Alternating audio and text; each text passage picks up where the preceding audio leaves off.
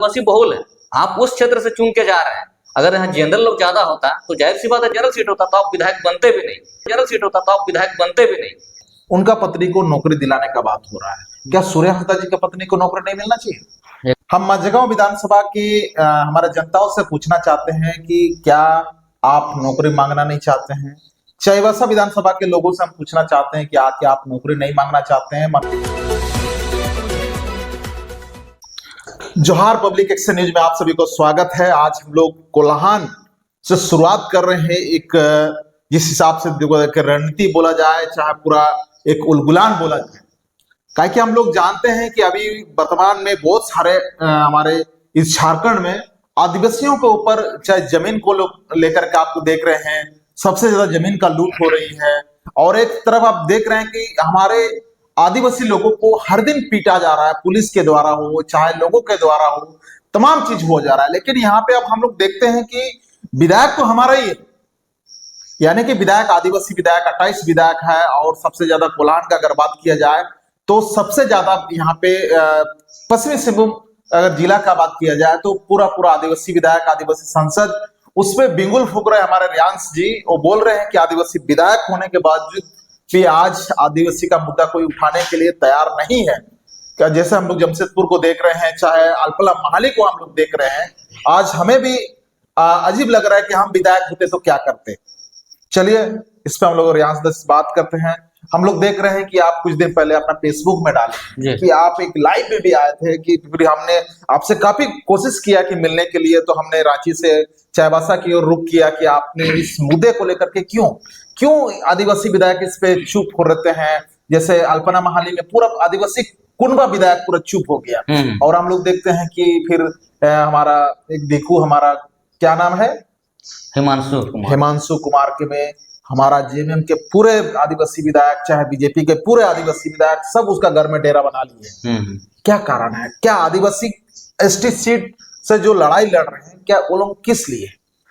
देखिए, उनको लगता है कि आदिवासी बस एक वोट बैंक है। उनको मालूम है आदिवासी शिक्षित नहीं है, समझदार नहीं है। अगर हम उनको चंद पैसों में हम उसको खरीद सकते हैं, ये हमारी सबसे बड़ी व्याथा है। आज हम देखते हैं कि हमारे लोग चुनाव पहुंचता है तो कोई समझदारी से वोट नहीं देता है, बस ये देखता है कि कौन पैसा दे रहा है। और सबसे बड़ा चीज है कि आज यहाँ पे झारखंड मुक्ति मोर्चा, जो कि सार आंसर बोलती है, मैं झारखंड मुक्ति मोर्चा का नाम इसलिए ले रहा हूँ क्योंकि झारखंड मुक्ति मोर्चा जो खुद को आदिवासी हितैषी पार्टी बोलती है, और आदिवासियों को संरक्षण करने के लिए इस पार्टी का निर्माण किया गया था। क्योंकि झारखंड मुक्ति मोर्चा का जो पार्टी का जो मुख्य एजेंडा है कि यहाँ पे जो है आपका दमनकारी जो भी नीतियां हैं, जो भी घुस गया आपका जितने भी जमीन जो हमारा हड़प रहे थे, उनसे निजात दिलाने के लिए जो है झारखंड को मुक्ति दिलाना था, झारखंड के यहाँ के जितने आदिवासियों को। इसलिए झारखंड मुक्ति मोर्चा का निर्माण हुआ। लेकिन हम आज देखते हैं कि जितने भी हमारे चुने हुए प्रतिनिधि हैं जो कि आरक्षित सीट से, अगर इनको हम आपका जनरल सीट से लड़ा दे तो 10,000 से ज्यादा वोट नहीं लाएंगे, क्योंकि गैर आदिवासी कभी भी आदिवासी को वोट नहीं देता है। यह बात उनको भी मालूम है। इसलिए वो क्या करते हैं कि आदिवासी तो वोट देगा ही देगा, गैर आदिवासी के पास अगर हम नाक रगड़ेंगे, पैर छुएंगे, तो कहीं ना कहीं उसका वोट हमको सहानुभूति के रूप में मिलेगा। इसलिए जो है ये लोग जो है अपना आदिवासी, जिसका बोला जाए तो आज आदिवासी आरक्षित सीट मतलब यहाँ की बहुलता है। आरक्षित सीट मतलब आदिवासी बहुल है, आप उस क्षेत्र से चुन के जा रहे हैं। अगर यहाँ जनरल लोग ज्यादा होता तो जाहिर सी बात है जनरल सीट होता तो आप विधायक बनते भी नहीं। लेकिन ये चीज ये लोग भूल चुके हैं आज के डेट में, इसलिए इन्हीं चीजों को याद दिलाने के लिए जो है हम ये आह्वान कर रहे हैं। बिल्कुल, ये आह्वान एक लगता है कि ये बिगुल फूकेगा नहीं फूकेगा, ये आप लोगों को मतलब आप लोगों के ऊपर डिपेंड करता है। आज का युवा क्या करने वाला है, क्या कि पढ़ाई कर रहा है, पढ़ाई के साथ में वो क्या करना चाहता है, अपना भविष्य को क्या कि आप देश से, अपने राज्य से, चाहे कोल्हान से अगर आप प्यार करते हैं तो सवाल आपको करना पड़ेगा। तो हमारा सवाल ये है, अभी तो ये तो विधायक नहीं है, फिर भी सवाल तो करेंगे, कि हम ये जानना चाहते हैं कि आदिवासी, आप ये बात कर रहे हैं, आदिवासी जब से देश आजाद हुआ है, यहाँ पे आपका आदिवासी ही विधायक बना हुआ है, आदिवासी ही संसद बना हुआ, फिर हम लोग चुप कहाँ रहे हैं, ये हमको पहले बताइए, फिर हम लोग आगे बात करेंगे।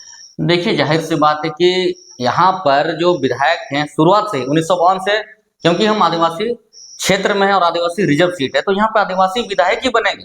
आने वाले दिनों में अगर परिसीमन नहीं भी होता है तो यहाँ पे आदिवासी विधायक ही बनकर आएंगे। बस बात क्या है कि हमारे लोगों के पास जो है नीति बनाने का कोई ठोस पहल नहीं है। हमारे लोग जाते हैं, क्योंकि जाहिर सी बात है कि हमारा जो सबसे बड़ा हमारा कमजोरी है कि हम लोग राजनीति को जो है समझने का प्रयास नहीं करते हैं। लोग राजनीति बोलने से भागते हैं, लेकिन वोट पहुंचता है तो सबसे पहले वोट देने चल जाते हैं बिना आंखें मूंदे, बिना समझे। लेकिन अगर जिस दिन हमारे लोग राजनीति को समझ जाएंगे तो कहीं ना कहीं जो है अच्छे विधायक को यहाँ को लाएंगे। हम ये नहीं बोल रहे कि आदिवासी विधायक शुरू से था और अभी भी है तो हमारे पास बदलाव क्यों हो रहा है।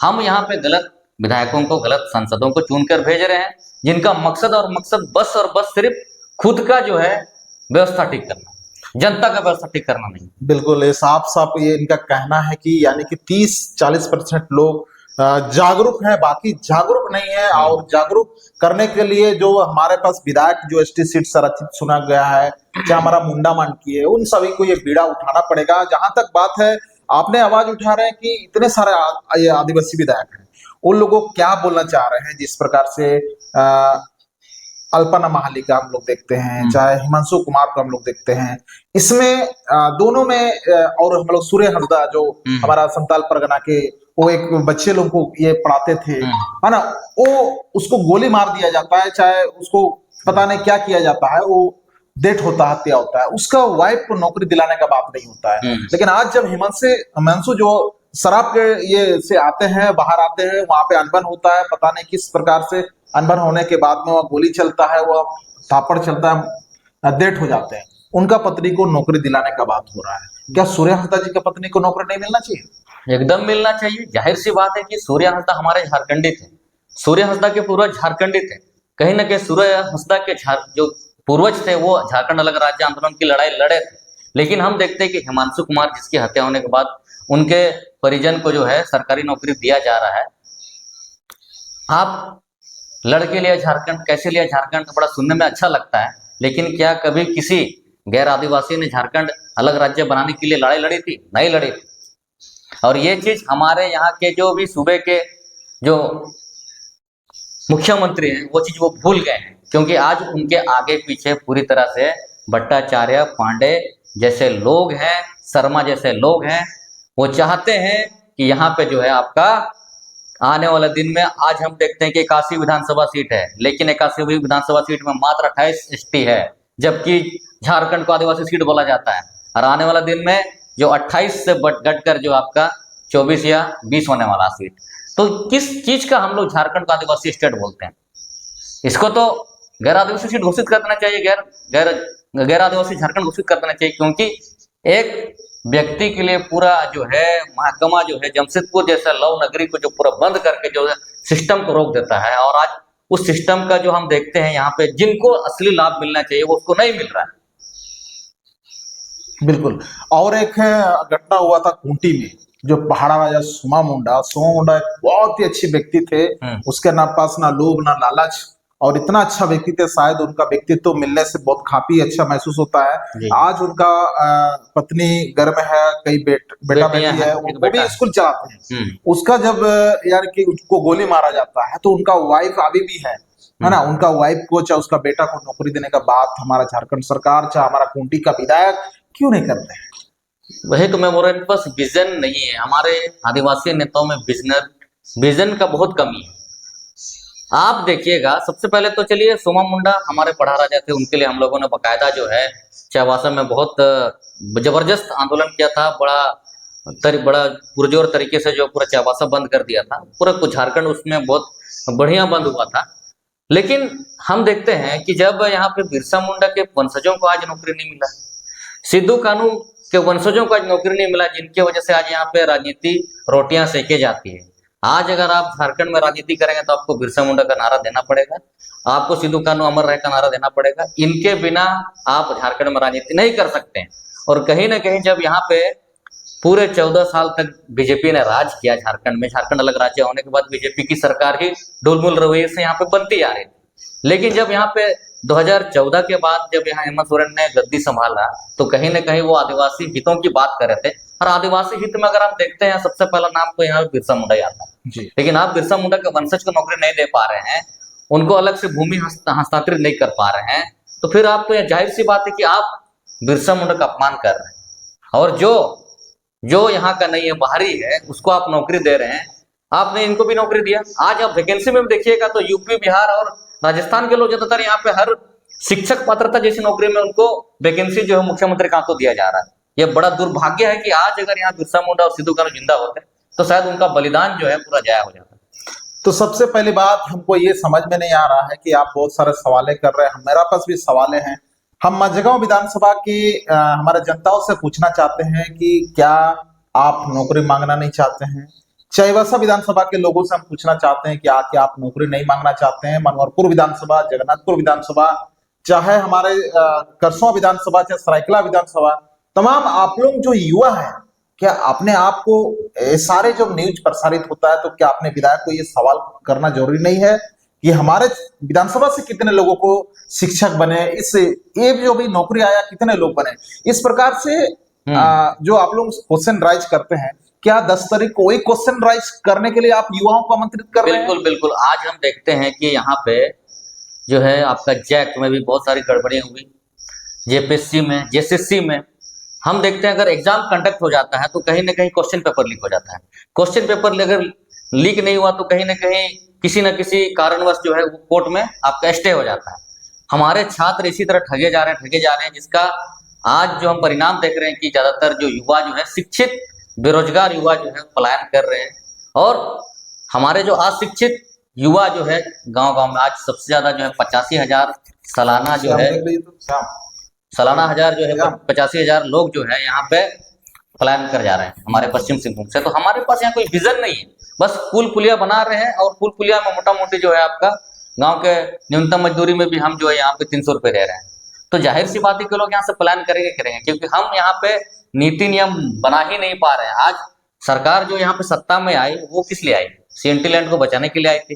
दूसरा चीज था कि हम यहाँ पे स्थानीय नीति लाएंगे और आपका स्थानीय नीति के आधार पर 1932 के आधार पर जो यहाँ पे नियोजन नीति लाएंगे, तो कहीं ना कहीं जो है बाहर के बिहार, यूपी और छत्तीसगढ़, बाहर अन्य राज्यों के कोई यहाँ पे नौकरी नहीं होगा। लेकिन आज अभी भी जो है वो वहीं का वहीं रह गया। 1985 कटअप के आधार पर अभी भी देखते हैं कि बाहरी लोग यहाँ पे सरकारी नौकरी में हावी हैं। बिल्कुल, बहुत सारी बातें हैं।